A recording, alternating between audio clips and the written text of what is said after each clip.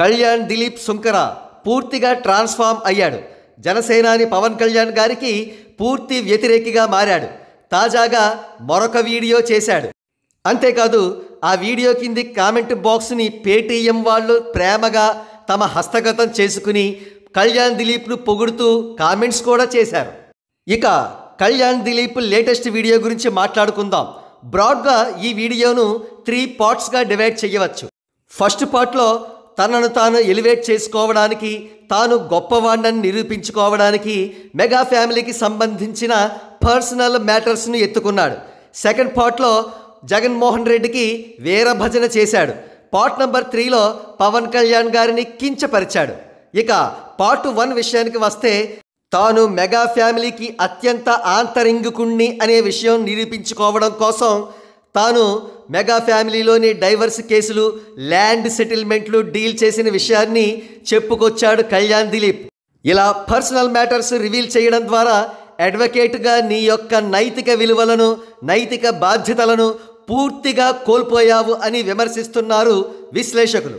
ఇక కళ్యాణ్ దిలీప్ వీడియోలో part number 2 Jagan రెడ్డికి వీరభజన.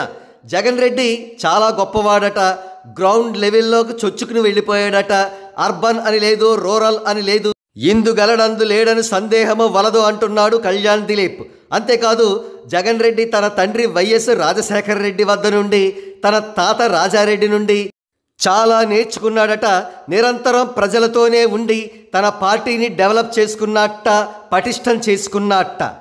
అయితే కళ్యాణ్ దిలీప్ చాలా కన్వీనియంట్గా ఒక విషయాన్ని మర్చిపోయాడు. అదేమిటంటే తండ్రి వారసత్వాన్ని, కాంగ్రెస్ ఓటు బ్యాంకును ఇన్స్టాంట్గా గ్రాబ్ చేశాడు జగన్ రెడ్డి. సరే, ఇక పార్ట్ నెంబర్ 3 విషయానికి వస్తే జనసేనాని పవన్ కళ్యాణ్ గారికి జగన్ రెడ్డి అంత సీన్ లేదు అని ఇండైరెక్ట్గా చెప్పుకుంటూ వచ్చాడు కళ్యాణ్ దిలీప్. తన మాటలు పచ్చి నిజం అనే విషయం 5 వారాల తర్వాత తెలుస్తుందట. అంటే ఎలక్షన్ రిజల్ట్స్ అనౌన్స్ చేసిన అనంతరం తెలుస్తుందట. 180 డేస్ తర్వాత మరింత పరిపూర్ణంగా తెలుస్తుందట. అప్పుడు జనసేనానితో సహా అందరూ కూడా రియలైజ్ అవుతారట. సరే, ఇది జ్యోతిష్యం కాబట్టి దీని మీద ప్రత్యేకించి కామెంట్ చేయడానికి ఏమీ లేదు. ఇకపోతే కళ్యాణ్ దిలీప్ కోసం మాత్రమే ఉద్దేశించిన ఇంగ్లీష్ గ్రామర్ క్లాస్. బాబు కళ్యాణ్ దిలీప్, ఓ ముదర మాటలు తెగ మాట్లాడేస్తూ ఉంటావు. ఆ ఇంగ్లీష్ హెడ్డింగ్ ఏంటి, ఆ గ్రామర్ మిస్టేక్స్ ఏంటి? డిడ్ అనే హెల్పింగ్ వెర్బ్ వచ్చిన తర్వాత మెయిన్ వెర్బ్ వస్తే అది V1 ఫామ్లో ఉంటుందని తెలీదా? అంటే SUSTAINED సస్టైన్డ్ బదులు V1 ఫామ్ SUSTAIN మాత్రమే వ్రాయాలని నీకు తెలీదా? అసలు హెడ్డింగ్స్లో పాస్ట్ టెన్స్ వ్రాయాలని నీకు చెప్పిన సన్నాసి ఎవడు? అందుకే ఎలక్షన్స్కు ముందు ఈ ముదర మాటలన్నీ కట్టిబెట్టి కొంతకాలం పాటు ఇంగ్లీష్ న్యూస్ పేపర్స్ చదువుతూ ఉండు.